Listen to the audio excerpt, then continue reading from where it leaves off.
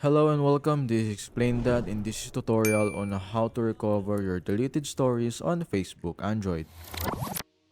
So let's get started. So first up, open up your Facebook account on your Facebook app.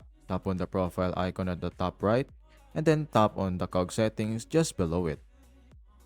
In here, you can just scroll down until you see your information section. After you see your information, tap on download your information. Wait for it to load up and tap on deselect all. After tapping that, just scroll down until you see the stories option and then tap on it. Make sure that there's a blue check mark on it and then just scroll down after you're done and just type if you have a preferred date on what to download. And you can also choose the media quality and just tap on the blue button and request. You need to wait for it to arrive to your Gmail. Depends on how many stores it is.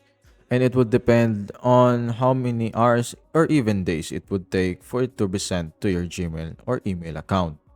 So just wait. And that's about it. This is Explain That, and that's how to recover your deleted stories on Facebook Android.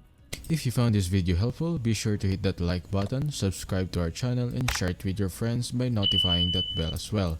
As always, stay tuned for more tech tutorials on Explain That.